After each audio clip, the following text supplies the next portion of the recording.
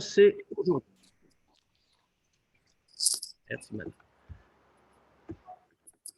Voilà. Donc, nous allons commencer au Pérec Ret ce soir. On va rappeler bien sûr brièvement ce qu'on avait dit les fois précédentes, puisque comme on l'avait annoncé, hein, on ne change pas de sujet, bien sûr. Nous sommes dans Shara Yichud Vaimuna. On va parler de l'unité de Dieu. Mais on va l'envisager maintenant à partir du chapitre Chet d'une autre manière. Qu'est-ce qu'on a dit jusqu'à présent? Si je résume, bien sûr, en 3 mots, hein, on ne va pas redire les 7 premiers chapitres du Sha'ayir Uve'emuna, mais si on le dit en quelques mots, ce que nous avons dit jusqu'à présent, c'est qu'en réalité, le monde ne fait pas obstacle à l'unité de Dieu. C'était ça un peu le sens de toute la démarche. Qu'est-ce qu'on avait dit? On avait expliqué qu'il y avait pourquoi est-ce qu'il ne fait pas obstacle? Parce que les créatures n'existent pas. Enfin, toute la création, d'une certaine manière, n'existe pas puisqu'elle n'existe que par Dieu. Alors, elle existe, hein, bien sûr. Ce n'est pas une illusion, elle existe concrètement, mais tout n'est que création constante d'Akadosh Baruch Hu, création constante de Dieu. Ce qu'on avait dit, toujours ta parole, Dieu se dresse dans les cieux, comme le Admor Azaken l'avait rapporté du Baal Shem Tov, et toutes ces choses-là. Ça veut dire que toutes les créatures sont complètement annulées devant l'existence de Dieu. Donc, il n'y a pas une autre entité dont on aurait dit, il n'y a pas vraiment d'unité, parce qu'il y a une autre entité. Il n'y a pas d'entité. Et c'est là que l'Admor Azaken a pu repréciser l'idée du Tzimtzum, en expliquant que c'était la fin de tout ce qu'on avait étudié, que le Tzimtzum, bien sûr, ne devait pas être pris au sens strict, mais il expliquait que le Tzimtzum, qu'est-ce que ça veut dire? Ça veut dire que, et puisque ça posait la question, mais voyons, on est en train de dire que la création n'est pas là, que ça n'empêche pas l'unité d'Akadosh Baruch Hu, etc., etc., il n'y a rien d'autre que lui. On comprend tout ça, enfin on comprend. Au moins on peut faire carré, on peut dire. Mais on a un sujet malgré tout. Il y a un monde qui existe, d'accord, il est battel, oui, il fait l'existence de Dieu, mais malgré tout, il y a eu un tzimtzum, il y a quelque chose. Comment faut-il comprendre tout cela? Alors, le Admor Azaken avait répondu, il a expliqué que tout ça, ça vient par l'attribut de Malchut. Que quand on parle de tzimtzum, c'est-à-dire que tout est créé par l'attribut de Malchut et qu'au travers de cet attribut de Malchut, c'est là que le monde apparaît. Et donc, le tzimtzum ici fait qu'il y a comme une manière de passer la lumière divine qui le rend pas contradictoire avec l'existence de l'unité divine. Alors tout ça, c'est ce qu'on a dit jusqu'à présent, c'est-à-dire le rapport qu'il y a entre l'unité de Dieu et avec la création. Comment cette unité peut être maintenue, même si Dieu a créé une autre entité dont on pourrait penser que c'est plus la même chose. Donc on a bien compris maintenant. Il n'y a pas de contradiction, il n'y a pas de séparation. À partir du chapitre 7, l'Admor Azaken va avancer d'un pas plus loin dans le raisonnement. Et il va nous expliquer la notion d'unité au niveau d'Akadosh Baruch Hu lui-même, chez Dieu. C'est-à-dire qu'on va d'abord citer le principe fondamental que le Rambam a donné, que Dieu est toute son date, c'est-à-dire pas seulement le date, mais tout ce qui toutes les midotes, tous ses attributs, c'est une seule et même chose. Donc ça veut dire que quand on parle des différents attributs de Dieu, on ne va pas voir une fausse unité, ou plutôt une unité faite à partir d'éléments séparés, qui n'est pas une unité totale, mais on va voir une unité complète. Alors l'Admor Azaken va nous expliquer ce principe-là. Et ça va nous prendre déjà chapitre 7, chapitre tête, après on verra. Donc on va regarder ça, on va regarder d'abord sur Chochma, après sur les autres attributs. Donc Pérec Ret, chapitre 8. Veine, Ma Shekatava Rambam Zal. Et voilà ce qu'a écrit donc le Rambam, comme on vient de citer. Shakadosh Baruch Hu Mauto ve'atzmuto ve'da'ato Akol Echad Mamash Achdut Pshuta velo murkevet klal. Et donc, ce qu'a écrit le Rambam, que Akadosh Baruch Hu et son essence et son date, tout est un, complètement. Alors attention, Ardut Pshuta velo murkevet klal. Ce n'est pas une simple unité. On avait déjà vu ces définitions. On distingue Ardut Pshuta et Ardut Murkevet. Qu'est-ce que c'est que Ardut Murkevet? C'est une unité composée.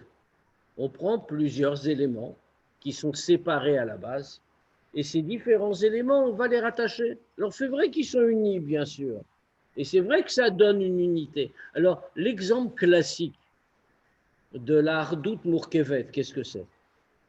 De l'unité composée, c'est le loulav. Le loulav qu'on prend à Sukkot, c'est une unité. La preuve que c'est une unité, même dans la halakha, c'est quand on voit, il faut qu'on prenne les 4 espèces, impérativement. Et si jamais il manque une seule espèce des 4, on ne peut même pas faire la bracha sur le loulav. Donc on voit quoi?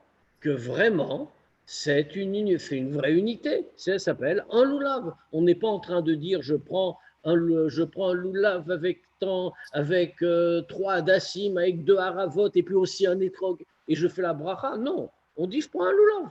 C'est une unité.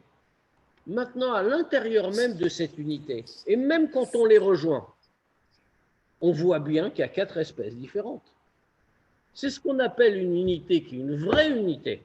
Et d'ailleurs, une des leçons qu'on tire du loulav, c'est exactement ça. C'est puisque ça représente les différentes catégories de juifs, etc. Enfin, chaque personne, c'est différentes catégories de juifs, et qu'on les réunit toutes et on fait une bracha parce que tout le monde est uni. C'est une vraie unité. Ardut Murkevet, une unité composée d'éléments séparés, au point que même après que l'unité soit réalisée, malgré tout, on distingue les éléments qui la constituent.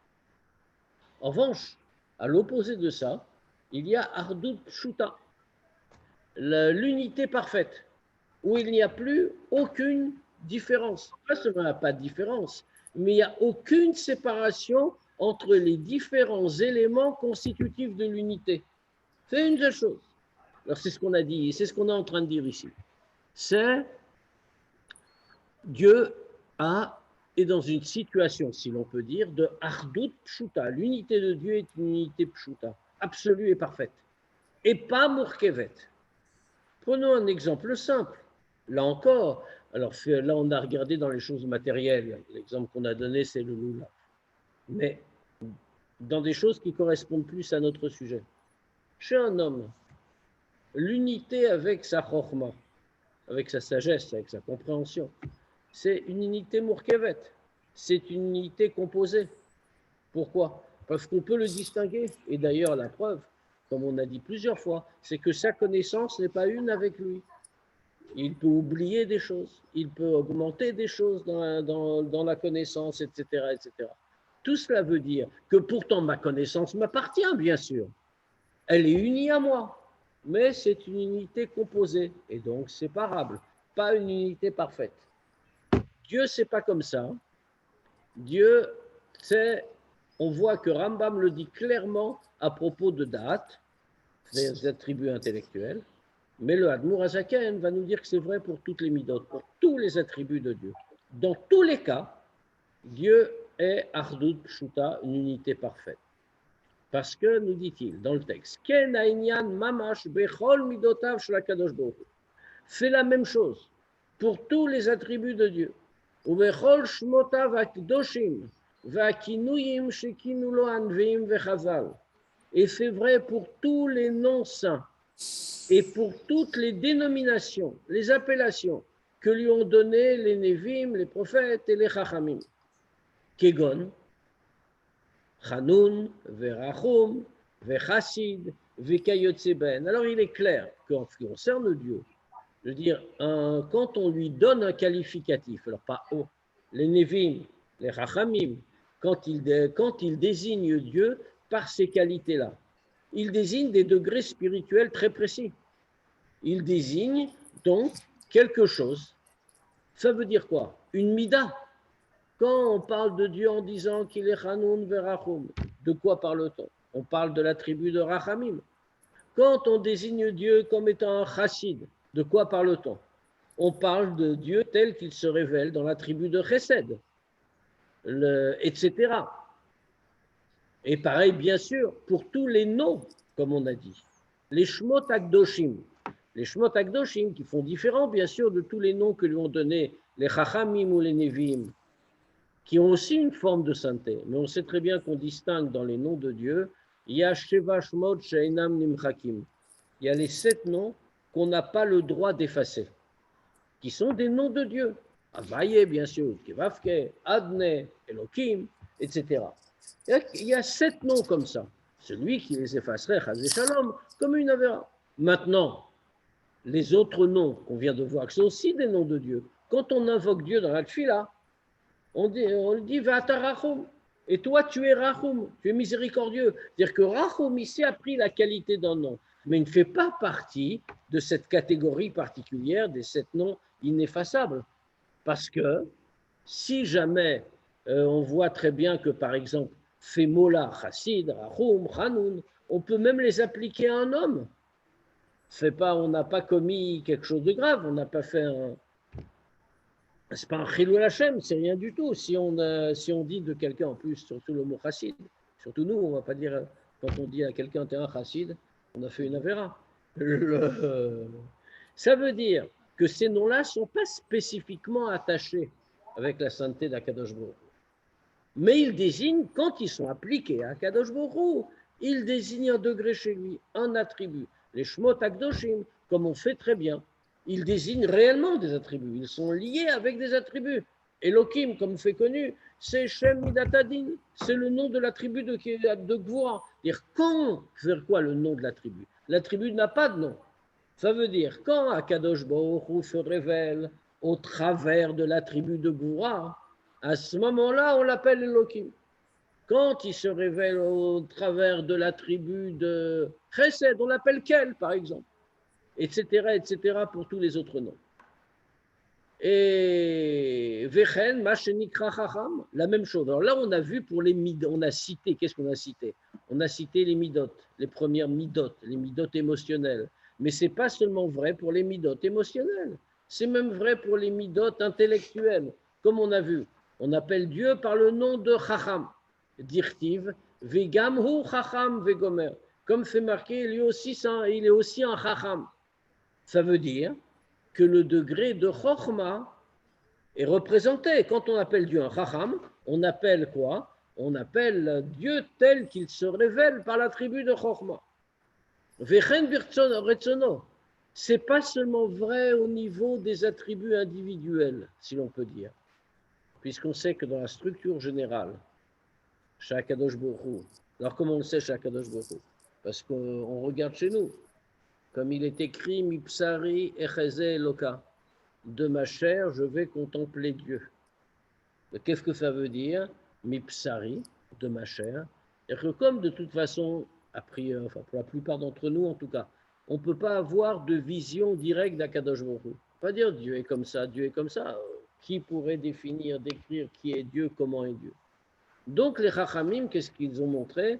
Ils ont montré qu'en réalité, pour nous faire mieux comprendre, on peut commencer à l'envers. Puisque Nase Adam Betzalmenu Kidmutenu, puisque Dieu le dit, faisons l'homme à notre image selon notre forme. Cela veut dire que l'homme a été fait sur la structure, si l'on peut dire, la structure d'Akadosh Baruch Hu. Donc, Abinadat, par exemple, les Midot, tout ça, on va les retrouver en nous. Donc là, on comprend que si on regarde notre propre structure, on va comprendre aussi la structure de Dieu, puisque c'est de là que nous venons. Ça veut dire que chez Dieu, on va retrouver les attributs émotionnels, qui sont la source de nos attributs émotionnels, comme le Tanya l'a dit tout à fait au début. On va retrouver les attributs intellectuels, Chorma Binadat, qui sont la source de nos attributs intellectuels. Et on va retrouver aussi le degré des Kochot Makifim, de ces attributs-là qui sont englobants et qui recouvrent toutes les possibilités qui viennent derrière.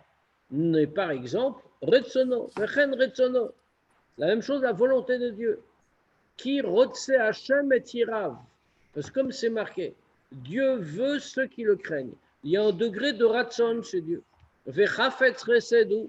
Et il désire le Chesed. Verotse Bitshuvatam Shel Reshaim. Et il veut la tchouva des Reshaim. Ve'eino Chafetz Bemitatam. Ou Berishatam. Et il ne désire pas la mort des Reshaim, il ne désire pas le mal qu'il y a en eux. Veta orenaim mirod bera. Et il a les yeux purs, tellement purs que plutôt que qu'il ne voit pas le mal. Qu'est-ce que ça signifie? Ça signifie donc qu'on voit ici qu'on a dans cette ligne, on a décrit plein d'attributs différents de Dieu. Il est Chafetz Chesed, c'est-à-dire qu'il désire le Chesed. Pas seulement il est fait chesed, mais il exerce aussi son ratson. Il veut ça, il ne veut pas ça. Autrement dit, il a aussi un degré de ratson. Et il attend quelque chose avec ce ratson. Quand on parle pour un homme de tous ces attributs-là, on est obligé de les distinguer de l'homme lui-même, de l'essence de l'homme. Alors, on le comprend très bien, comme on l'a dit pour Chochma tout à l'heure. On le comprend pour les attributs émotionnels. Mais, par exemple, le Ratson. Peut-être pourrait-on dire que pour l'homme, le Ratson, c'est lui, c'est ce qu'il veut. On voit que ce n'est pas vrai. Pas totalement. Ce n'est pas une ardoute absolue entre l'essence de l'homme et son Ratson. Et la preuve de ça, c'est que chez un homme, le Ratson peut changer. La volonté peut changer. Il voulait, Chazvé Shalom, pas bien faire. Il va vouloir bien faire. Ça veut dire qu'il suffit qu'il s'exerce, qu'il s'applique pour changer son degré de ratson.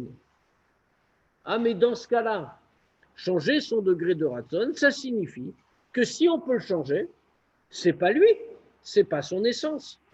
Pourquoi c'est pas son essence? Parce que l'essence par nature ne change pas.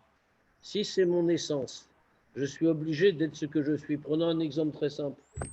Même si un homme se comporte très mal, fait les pires des choses qui existent dans le monde entier, les choses les plus grossières, les plus impures et tout ce qu'on veut, malgré tout, il reste un être humain. Logiquement, si on regarde les choses de l'extérieur, on devrait dire, un homme qui se comporte comme un animal, va devenir un animal. Pourquoi?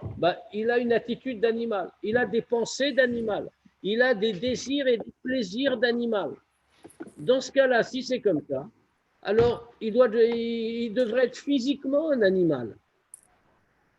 Pourquoi est-ce qu'il ne devient pas un animal? Pourquoi est-ce qu'il reste au moins visuellement de l'extérieur? Il reste un être humain. Parce qu'être un être humain, c'est son essence. Et la caractéristique de l'essence, c'est ça, c'est qu'elle ne peut jamais changer. De la même manière, si on peut dire, et tout à fait dans un autre sujet, mais on voit qu'un juif reste toujours un juif. Pourtant, Chazvé Shalom, on voit qu'il y a des juifs qui peuvent se comporter de manière terrible et pas du tout d'une façon juive. Et on pourrait donc, on va dire, il se comporte comme ça, il a renoncé à sa judaïté, il n'est plus juif, Chazvé Shalom. On dit non. Pourquoi? C'est pas détachable de lui. C'est son essence. Et l'essence, ça ne change pas. Si quelque chose peut changer, ça veut dire que ce n'est pas de l'essence. C'était un caractère très profond, tout ce qu'on veut, très important. Ce n'était pas son essence. Alors ici, ça veut dire, de là, qu'est-ce qu'on voit chez l'homme?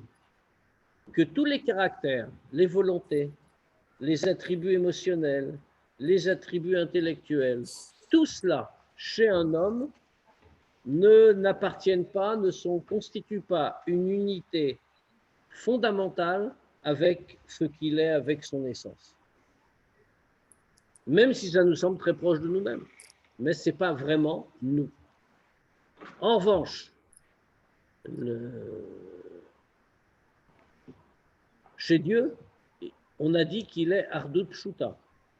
Et à partir de l'enseignement du Rambam, on a déduit de là que non seulement il a Ardut une unité parfaite et absolue, mais que ce n'est pas seulement dans le date, comme le dit Rambam, mais, enfin, comme il le dit explicitement, il veut dire plus largement en réalité, mais explicitement, il le dit sur date, c'est dans tous les domaines, dans tous les attributs et jusqu'aux choses les plus hautes, comme le degré de Ratson.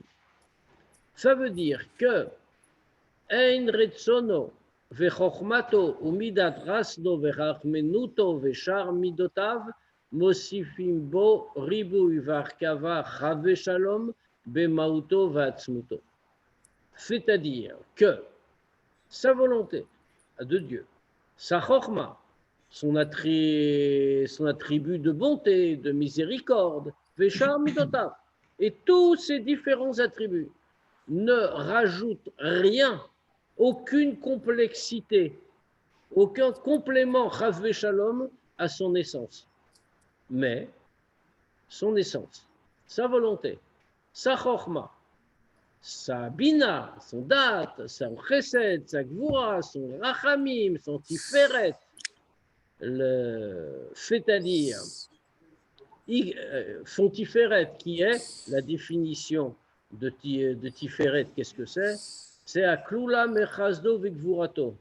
On sait que dans les midot, dans les trois premières midot, les trois premiers attributs émotionnels sont Chesed, Gvura, Tiferet. Alors Chesed, c'est la bonté, Gvura, c'est la rigueur, on va dire.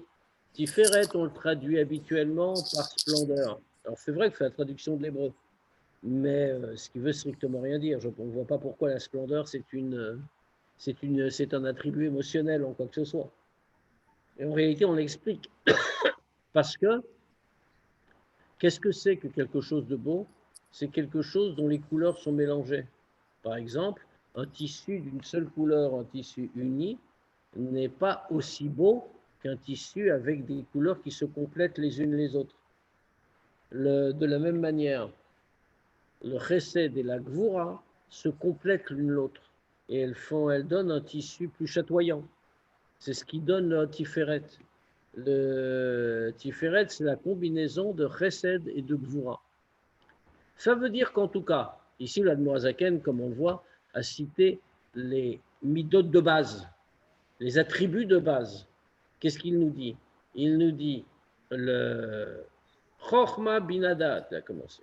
Il a dit, pour Dieu, c'est pas comme pour l'homme, il n'y a pas de séparation. Mais quoi?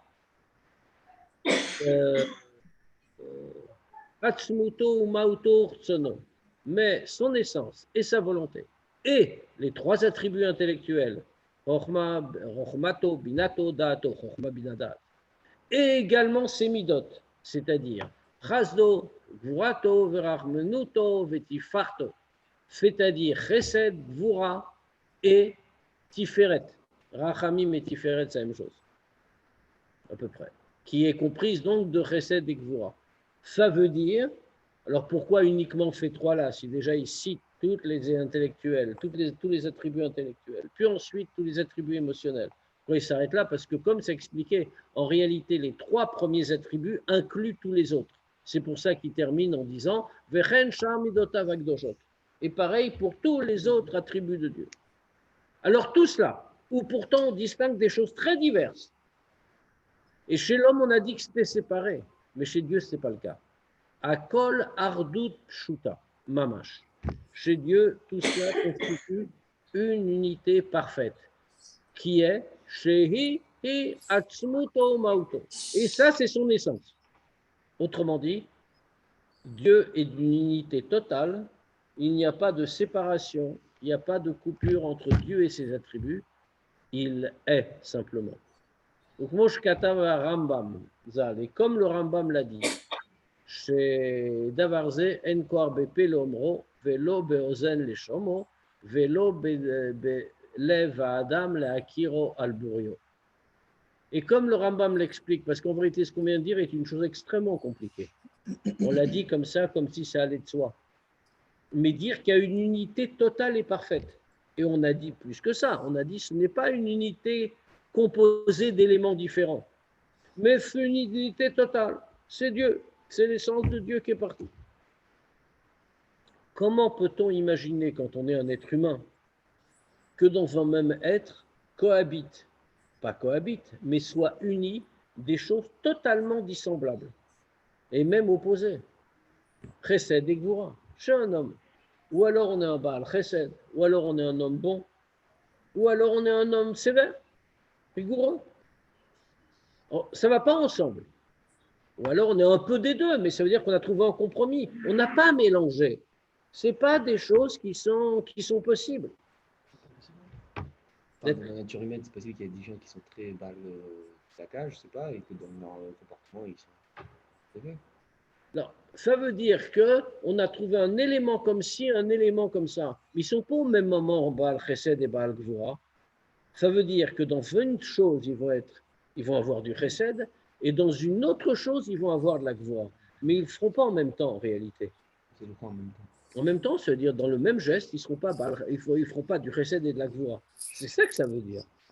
C'est-à-dire que c'est des attributs qui sont affectés à une tâche particulière, pour eux, pour l'homme. Ah oui, Maintenant, pour Dieu, cette séparation-là n'existe pas. Ce qui est totalement incompréhensible, hein, bien sûr. On peut le dire, et on voit qu'en suivant le Rambam et le Tanya, on aboutit à cette conclusion-là. Mais qu'est-ce que ça veut dire? Est-ce qu'on est capable de le conceptualiser vraiment, de le voir? Non. Et c'est ce que cite le Admor Hazaken, c'est dans le Rambam, que ça, il n'y a pas la bouche n'a pas la capacité de le dire. Velo beozan les chomo, et l'oreille n'a pas la capacité de l'entendre. Velo belev adam la kiro alborio, il n'a pas la capacité du cœur de l'homme de le reconnaître de manière totale. Pourquoi? Parce que l'homme a une infirmité bien évidente, c'est que c'est un être humain, c'est une créature. Et qu'est-ce que fait l'homme? Qui Adam mitzer besichlo kol amuskalot sherotze laskil ou lehavin akol kimot shehem bo. Parce que l'homme, en réalité, qu'est-ce qu'il fait? Bon, on le voit de nous-mêmes, hein, on comprend ça très bien. Il se représente dans son esprit toutes les idées qu'il veut comprendre, et il les retrouve en lui-même. Autrement dit, il comprend à partir de sa propre expérience. Kegon, par exemple. Sherotze letzer besichlo maut aratzon, o maut chochma, o bina. Comme par exemple, l'homme qui voudrait comprendre ce qu'est l'essence de se représenter. C'est le bon mot. Se représenter, comprendre ce qu'est telle et telle chose. Alors, qu'est-ce qu'il va faire? Il va se représenter dans son esprit ce que c'est que le ratson, la volonté, ou ce que c'est que la chokhma, sagesse, ou bien bina, ou bien da'at, o maout midat chesed verachamim vekayotse baen. Ou alors, qu'est-ce que c'est, dans son essence, que l'attribut de chesed et de miséricorde, etc. Pour tous ces sujets-là. Ou metzayer kulan kemot shehen bo. Alors, qu'est-ce qu'il va faire? Il va les chercher en lui, en réalité. Il va se représenter tous ces éléments comme ils sont en lui-même, dans son cœur. Comme il les connaît de sa propre expérience, il est capable de se représenter ce que c'est. Prenons un exemple très concret. Un homme dit souvent comme ça, rien ne résiste à la volonté. Ce qui est vrai. Mais comment fait-on que c'est vrai? Quand l'homme dit rien ne résiste à la volonté, c'est une vraie prise de position conceptuelle, c'est-à-dire c'est une chose compliquée. Pourquoi rien ne résiste à la volonté? Peut-être qu'on va résister à la volonté. L'homme dit non, pourquoi? Pourquoi il en est sûr comme ça? Que s'il veut vraiment quelque chose, il va l'obtenir. C'est parce qu'il en a l'expérience. Il voit dans lui-même, il voit que quand il désire quelque chose avec passion, avec force, alors il va finir par l'avoir. Ça va être difficile, il y aura des obstacles matériels. Mais s'il le désire vraiment, il va vaincre tous les obstacles matériels pour obtenir l'objet de son désir. s'il faut travailler plus, il faut changer d'habitude, mais il va réussir. Mais il faut qu'il le veuille. De là, quand l'homme réfléchit à ce qu'est le ratson, et qu'il aboutit à la conclusion dans son esprit, quand il se représente l'essence du ratson, l'essence de la volonté, que la volonté est la force la plus puissante, et que par elle, il peut tout obtenir. Pourquoi est-ce qu'il dit ça? Parce qu'il le sait en lui-même. En lui, c'est comme ça. La volonté, rien ne peut lui résister s'il la met vraiment en œuvre. Alors bien sûr, il faut qu'il la mette en œuvre, c'est encore une autre affaire. Mais s'il le désire vraiment, rien l'arrêtera. Alors ça suppose quoi? Qu'il est capable de retrouver une idée de Ratson en lui. Alors même si ce n'est pas le Ratson dans son essence tel que celui qu'il veut définir, mais ce qu'il évoque, c'est un Ratson malgré tout. Et donc, dans ce cas-là, il regarde le Ratson qu'il a en lui, et de là, il va déduire que le Ratson, c'est comme ça. Maintenant, quand on arrive à Dieu, on a un petit problème. Aval be'emet, akadosh baruch hu, uram venissa, vekadosh mo. Mais akadosh baruch hu, il est ram venissa. Il est élevé, haut et élevé. Vekadosh mo. Et comme il est écrit, son nom est saint. Qu'est-ce que ça veut dire, Kadosh? Kadosh, on sait que ça a une définition. La sainteté implique une séparation. Quand on dit de quelqu'un qu'il est saint, par exemple, ça signifie qu'il est séparé des autres, qu'il ne se comporte pas comme tout le monde et qu'il ne vit pas avec les autres et comme les autres. Cela veut dire que toute idée de sainteté implique une idée de séparation. Quand la définition qu'on donne de Dieu, c'est qu'il est saint, ça veut dire qu'il est séparé. Ça revient, et encore, en vérité, c'est la conséquence, la conclusion ou la cause en même temps, de Ram Venissa. Dieu est par nature, si l'on peut dire, Ram Venissa par rapport à la création. Il est bien plus élevé, bien plus haut que la création. Et Kadosh Mo, son nom est saint. C'est-à-dire, son nom déjà est séparé de la création. Saint donc séparé. Ça veut dire, Kloma, Shu Kadosh Muvda, il est saint et séparé. Ribo Revavot, des milliers, des dizaines de milliers, Aden Ketz, Vetachlit Madregot, Avdelot les Mala Mala. C'est une infinité sans limite de degrés de séparation.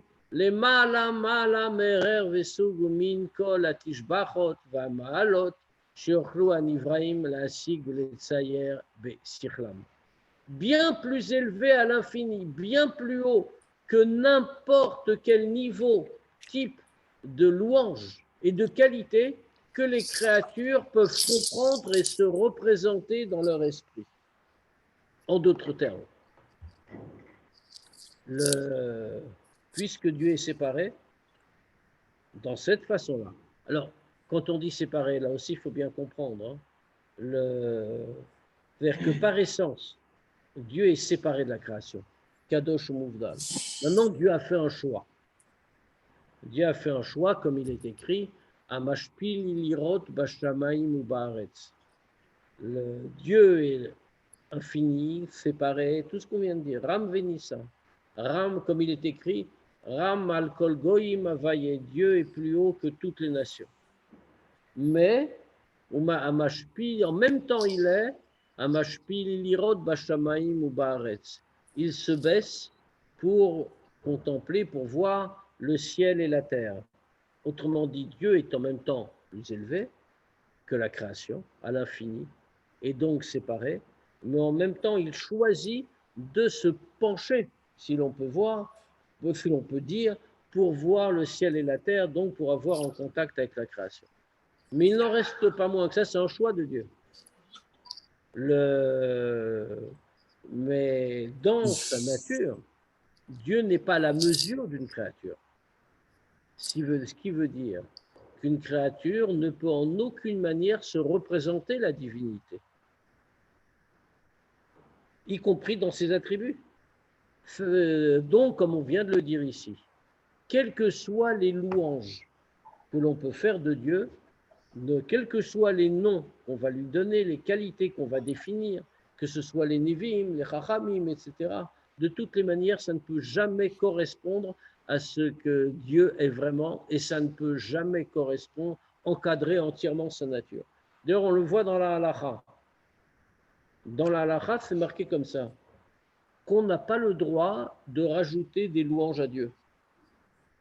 Dans les mots, bien sûr, on a le droit de louer Dieu autant qu'on veut, c'est pas ce que je veux dire, mais on ne peut pas, par exemple dans la tfila, on voit que Dieu est défini par un certain nombre de qualités. On en a cité quelques-unes, il est chassid, il est chanoun, il est rachum, il est chacham, etc. On aurait pu penser que quand, bon bien sûr aujourd'hui on n'a plus l'habitude de changer les mots de la tfila a été codifiée, elle existe, etc. Mais même dans le passé, quand la tfila n'était pas encore entièrement codifiée, on n'avait pas le droit de rajouter des mots. On aurait pu rajouter des mots, il y a tellement de choses qu'on pourrait encore dire sur la grandeur de Dieu. Mais on n'a pas le droit de rajouter. Pourquoi? Et le Shulchan Aruch le dit très clairement, parce que sinon on va finir par croire qu'on peut décrire entièrement Dieu par ses qualificatifs. Or, c'est faux. Aucun mot, aucune qualité ne peut intégralement décrire la divinité. Ce qui veut dire qu'on doit s'arrêter, parce que justement, on n'est pas capable. Pourquoi est-ce qu'on a gardé quand même les mots employés dans la Tfila aujourd'hui? C'est parce que ce ne sont pas n'importe quels mots, c'est des mots qui ont été dits par les Nevi'im, ou alors par les Chachamim qui ont rédigé le texte de la Tfila. Donc, dans ce cas-là, il y a sur qui s'appuyer, quoi. On peut dire ces mots-là. Mais plus, ça ne voudrait rien dire. Mais pourquoi? Parce que l'homme n'a aucun rapport avec la divinité. Parce que simplement pour parler, pour employer des mots, comme on l'a dit, pour comprendre quelque chose, l'homme est metsayer. Il se représente ce qu'est l'essence de ce qu'il est en train de dire en s'observant lui-même, en comprenant par rapport à lui-même. Imaginons très simplement, quand je dis que Dieu est chacham, qu'est-ce que je suis en train de dire? Ça veut dire quoi la chachma de Dieu? Alors, je commets une erreur dramatique en réalité. C'est quoi? Enfin, comme tout le monde. C'est que je me dis, sans le dire comme ça, bien sûr, mais c'est comme ça que ça fonctionne. Je me dis, je connais la chorma de l'homme, ça je suis capable de dire ce que c'est, de la définir, de dire jusqu'où elle va, etc. Alors, bien entendu, la chorma de Dieu est comparable à celle de l'homme, mais donc elle doit être des milliards de fois plus grande. Donc, à partir de la nature de la chorma de l'homme, je me construis dans la tête une idée de la chorma de Dieu, qui est des milliards de fois plus grande. Bien entendu, c'est complètement faux. Parce que la différence n'est pas simplement une différence de quantité. On n'est pas en train de dire « Ah oui, Dieu, il est beaucoup plus grand que l'homme, ça veut dire des milliards de fois. » Et pourquoi on ne peut pas dire ça? Parce que ça reviendrait à dire que Dieu et l'homme sont dans la même catégorie. On va dire, comme c'est un exemple fameux, célèbre, que donne Yoel Kahn toujours, que quand il y a, imaginons qu'il y a une échelle avec 1 million d'échelons, qu'il y a un homme à l'échelon numéro 1 et un autre homme à l'échelon 1 million, ou 1 milliard si on veut. Alors bien sûr, il y a une distance extraordinaire entre les deux. Si 1 milliard d'échelons, celui qui est à l'échelon numéro 1 tout en bas n'arrive même pas à voir celui qui est à l'échelon 1 milliard, tellement il est haut. Une distance quasi infinie. Mais si l'homme en bas, là, il fait quelque chose de tout bête, il monte un échelon, il n'est plus à l'échelon numéro 1, il est à l'échelon numéro 2. Il n'a pas fait un grand progrès, mais ce progrès a réduit la distance qu'il y a entre lui et celui qui est tout en haut. Qu'est-ce que ça veut dire? Ça veut dire que la distance est limitée et qu'ils sont sur la même échelle. Or, le créateur et la créature ne peuvent pas être sur la même échelle, ils sont sur deux échelles différentes. Ça veut dire que je ne peux pas déduire de moi, je ne peux pas déduire de ce que je suis, ce qu'est Dieu, même si je multiplie par des milliards, de milliards, de milliards les attributs que je suis capable de définir humainement. Parce que je ne peux pas du tout me représenter ce qu'est Dieu. C'est plutôt l'inverse, c'est plutôt nous qui disons comment nous sommes grâce à Dieu. Sauf que ça nous interdit de définir quoi que ce soit. Tu as raison. Mais l'idée ici, c'est de dire comment on se le représente. Alors, et le Tanya est en train de nous dire comme ça, le Sharaïro est en train de nous dire, on ne peut pas comprendre, c'est au-delà de la portée de l'homme, parce qu'on est incapable de se le représenter. Et pourquoi on est incapable de se le représenter? Pour cette raison-là. Parce qu'il n'y a aucun rapport, il n'y a aucune commune mesure entre le Créateur et la créature. Et donc, se représenter Dieu, c'est impossible. Se représenter l'unité absolue qu'il y a entre son essence et ses attributs, c'est aussi totalement impossible. Donc, on est réduit à extrêmement peu de compréhension. Mais ce que le Admour Azaken va faire, c'est justement nous expliquer, de manière qu'on puisse nous comprendre, le sens de cette unité parfaite qu'il y a entre Dieu et ses attributs. Ce qui complète le tableau, comme on a dit. La création n'est pas un obstacle à l'unité de Dieu, on l'a démontré dans les 7 premiers chapitres. Maintenant, on va voir, dans les chapitres qui viennent, celui-ci et le suivant, que dans Dieu lui-même, il y a une unité parfaite. Lui et ses attributs sont une seule et même entité, son essence, ses attributs sont une seule et même chose, contrairement à l'homme. Et même si on ne peut pas le comprendre, on ne peut pas l'imaginer, malgré tout, on peut au moins le définir. Alors pour ce soir, à moins qu'il y ait des questions, on va s'arrêter là, parce que j'avoue que j'ai plus beaucoup de force. Mais dans la suite, la fin du chapitre 8, l'Admour Azaken va commencer par nous expliquer ça dans le degré de Chorma. Chez Dieu, comment la Chorma de Dieu est une seule et même entité avec Dieu. Alors s'il y a des questions, je veux bien y répondre. Pas trop tard, pas trop et pas trop tard, mais je vais y répondre quand même.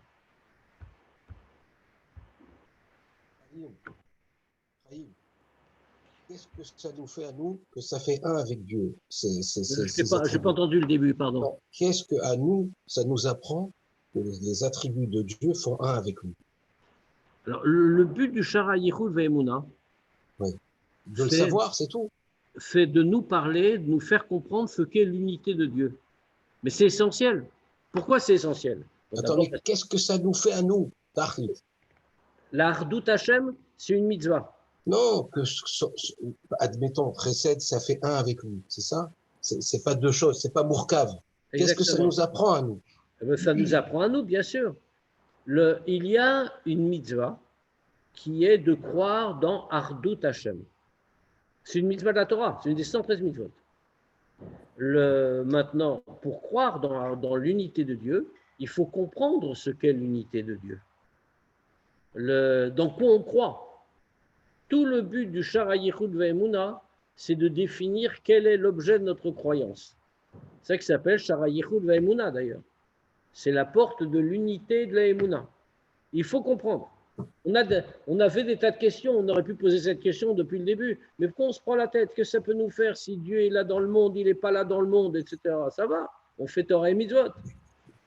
Je dis non, il y a une obligation de savoir. Par ailleurs, dans les bénéfices que nous en retirons, c'est que quand on comprend l'unité de Dieu vraiment, alors par définition, la réflexion sur son unité nous fait comprendre l'amour qu'on doit lui porter. Pourquoi? Parce qu'on va comprendre quand on dit à Dieu, Chacham, Rachum, en vérité, c'est devant l'essence de Dieu qu'on se présente. Et cette perspective-là, elle change les choses. Une mitzvah, on s'attache avec l'essence de Dieu. On demande à Dieu quelque chose. C'est pas Dieu, t'es gentil, s'il te plaît, rends-moi service. C'est un homme qui avance et il parle à l'essence de Dieu. La créature infime qui parle à l'infini du Créateur. Donc, il faut se préparer un peu avant. Tu dis qu'il est très très haut. Tu crois qu'il nous entend de là où il est? Mais c'est ce qu'on a dit tout à l'heure. Tu sais, il y a une grande différence entre la vision juive et la vision goy. C'est pas un reproche, hein. C'est pas un farbringen et c'est pas un reproche. Ah, parce que tu dis il est très haut. Alors. il y a deux psukim contradictoires. Ça, c'est un grand débat dans Chassidut. Enfin, pas dans Chassidut. Entre Chassidut et ceux qui n'étudient pas Chassidut, et plus généralement ceux qui croient en Dieu, y compris les goïms. Il est écrit, comme on l'a cité tout à l'heure, Ram al kol goïm avaye. Dieu est plus haut que toutes les nations. Et c'est comme ça que beaucoup ont interprété, y compris dans le judaïsme, que Dieu a créé le monde. Et puis après, il s'est retiré. Et Ram al kol goïm, Ram c'est très haut, c'est pas seulement haut. En français, la traduction n'est pas très juste. C'est vraiment très loin. Autrement dit, Dieu a créé le monde, et puis après, et d'ailleurs, il y a des gens qui le disent, y compris chez les Juifs, des gens qui n'ont pas étudié Chassidut, qui vont dire, mais qu'est-ce que ça peut faire à Dieu un petit détail? Et les Goïms ont beaucoup reproché, si on peut dire, les Goïms ont beaucoup mis ça en cause dans le judaïsme, en disant quoi? Mais regarde comme les Juifs sont stupides. Tu te rends compte qu'un Juif, il est en train de se demander s'il peut poser sa casserole à tel endroit sur la table de sa cuisine, s'il peut mettre tel produit. Attends, Dieu, il s'occupe de ça, il s'occupe de ce qui se passe dans ta cuisine. Ram al kol goïm avaye. Dieu est infiniment plus haut. Il est au-dessus de toutes les nations. Ça n'existe pas tout ça pour lui. Donc, en vérité, on peut faire ce qu'on veut. La conséquence de ça. Puisque ça ne l'intéresse pas, puisque ça ne le touche pas, on est tout petit, aucune importance. Il y a juste un deuxième passouk. Que bien que développe, et ça c'est l'idée que développe Chassidut. Ram al kol goïm avaye, c'est vrai. Dieu est au-dessus de toutes les nations. Mais Amashpil lirod bashamayim u'baaretz. Dieu choisit. Il n'est pas obligé. Bien sûr, Ram al kol goïm. Mais il choisit de se baisser pour voir le ciel et la terre. C'est-à-dire aussi bien le matériel que le spirituel. Et aussi bien les degrés d'en bas que les degrés d'en haut. Pour lui aussi, même les degrés d'en haut sont une descente. Tout ce qui est créé, même les créatures supérieures, sont une descente par rapport à l'essence de Dieu. Et donc, mais il est écrit à Mashpili, il se rabaisse. Ça veut dire qu'effectivement, Dieu est les deux à la fois. Il est tellement haut, mais par sa volonté, il décide d'entendre, de voir ce que nous faisons ici-bas et de donner une importance à ce que nous faisons. En réalité, fondamentalement, il n'y en a pas. On l'a dit, les créatures n'existent pas, la création n'existe pas, nous sommes tous battels, seul Dieu existe. La preuve, c'est que si Chazvé Shalom, il cessait de nous créer en seul instant, on disparaîtrait immédiatement. Ce n'est pas une vraie existence. Mais à Mashpili, il choisit, il donne à chacun quelque chose. Une existence, une capacité de faire. Et c'est pour ça qu'il est important que nous comprenions ça et que nous comprenions aussi le sens profond de son unité, savoir que quand on arrive devant Dieu, on n'arrive pas devant un petit degré, si je peux dire. On arrive devant l'essence de Dieu. Autrement dit, quand un homme le matin fait sa tfila, il ne fait pas sa tfila à la choule devant le Sefer Torah. Il fait la tfila devant l'essence de Dieu. Et ça, quand on le comprend, ça change un peu la tfila. Enfin, on peut espérer. Ok, donc on se dit à jeudi par Zoom, et uniquement par Zoom, puisque c'est Hetevet, il y aura un Fabringen ici à la Choule. Donc on fera quand même le shiur, on étudiera quand même une sikha. C'est Hetevet, on ne va pas enlever la sikha, mais je la ferai de chez moi, et ce sera uniquement par Zoom. Donc. D'accord, sur Hetevet. Voilà. Allez, bonne journée. Allez, des bonnes Bonne choses. soirée. Bonne nouvelle. Merci, merci. Merci beaucoup. Merci. Merci.